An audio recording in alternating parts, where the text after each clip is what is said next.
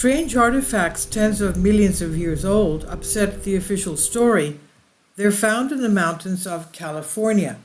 Well, one thing we all know for sure, that archaeology in America is almost non-existent, unfortunately. Now, strange artifacts in the mountains of California, in the Table Mountains in the U.S. state of California, and in other mountains of the Sierra Nevada, hundreds of artifacts were found in mines in the 19th century. That is, artificial artifacts in ancient strata tens of millions of years old. In the mid-19th century, miners discovered hundreds of man-made stone artifacts as well as human skeletons in mountain tunnels in the Sierra Nevada of California while they were mining for gold. These bones and artifacts have been found in geological layers dating back approximately 33 to 55 million years ago. So they were embedded in the ancient strata. Can you imagine? These findings were reported to the scientific world by Dr. Josiah Whitney, Chief Geologist of California, in his book, The Sierra Nevada Gold Mines in California, published by the Peabody Museum of Harvard University in 1880. However, none of the establishment scientists paid much attention to his book, since the dating contradicts all the theories about the origin of man. Gold hunters flocked to California when the gold was found in the gold rush in ancient riverbeds in Sierra Nevada mountains in 1849.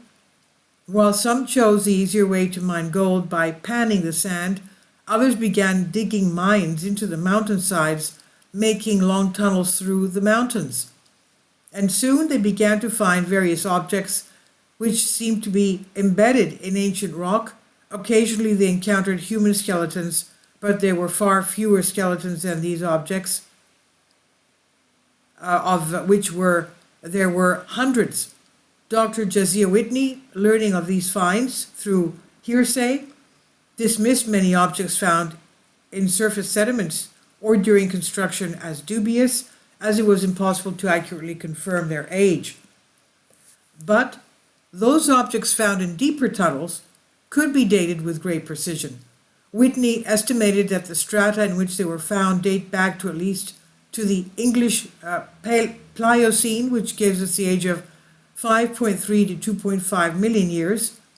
This is already too strange to find man-made tools in America from that time, but later geologists concluded that many layers from Whitney belong to the Eocene epoch, which gives a dating of 55 to 33 million years ago. Eocene is a geological era about 56 to 33.9 million years ago.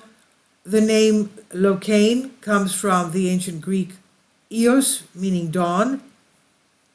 Now, many of the tunnels Whitney visited here were located on what is called Stem Mountain, which is located in Tuolumne County, California. In order to reach the layers where gold was present, it was necessary to penetrate thick layers of volcanic basalt rock called latite. And this latite cap has been dated by geologists to the Eocene era, and many of the mining tunnels in which the artifacts were found were hundreds of feet below the cap, meaning the actual dating of the artifacts may be even older. Whitney's most famous find is the so-called Skull of Calaveras, which was discovered by a miner at the depth of 130 feet. When the skull fell into Whitney's hands, he concluded that it came from the Pliocene era, 5.3 to 1.8 million years ago. At the same time, the skull looked like a modern Homo sapiens man, while in the official history they say that Homo sapiens appeared on Earth 200,000 years ago and from Africa because it's convenient for them and for propaganda reasons. In order not to spoil the official false story, they told them that the skull is actually 1,000 years old at the most, and later, to silence the matter, they said that the skull was not found where it was found and was untouchable by the miners, supposedly to deceive the scientists as a prank, the same stupidity written in their other reports. Now, William B. Holmes, an anthropologist at the Smithsonian Institute, which has done something that would be called a cover-up and destruction that's inconsistent with their official false history, said in a book about Whitney, if Professor Whitney fully appreciated the history of human evolution as it is understood today, it will not, he would not dare to announce his conclusions. In other words, the guy is saying that he should just keep quiet and shut up and go on with what they say if evidence does not fit their story. So he was obviously trying to intimidate him. So it should be set aside and never discussed again, which eventually happened with the Whitney findings. Today, some findings are still in the Phoebe Hearst Museum of Anthropology at the University of California at Berkeley. And because what they say is the opposite is usually true, some tribes appeared on Earth while the European Caucasian race already existed. Not only does not have a common origin, but has nothing to do with other races. And in the times of Atlantis, ancient Atlantis, the civilized man was of the Caucasian race, and even the quote-unquote, what people called gods, were such a race, and there were not even the other races that appeared on Earth with the visitation of alien reptiles. So, now the reason many people are like this is that they have limited perception while they have evidence at their disposal.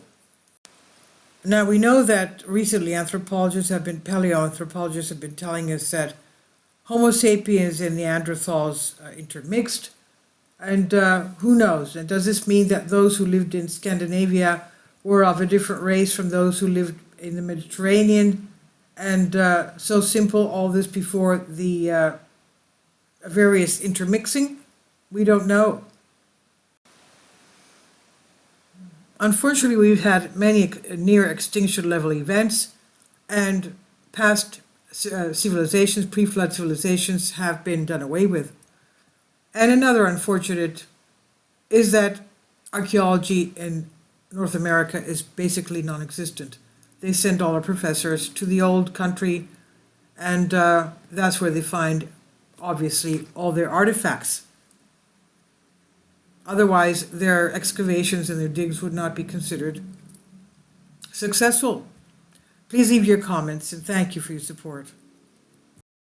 Please support my Patreon account.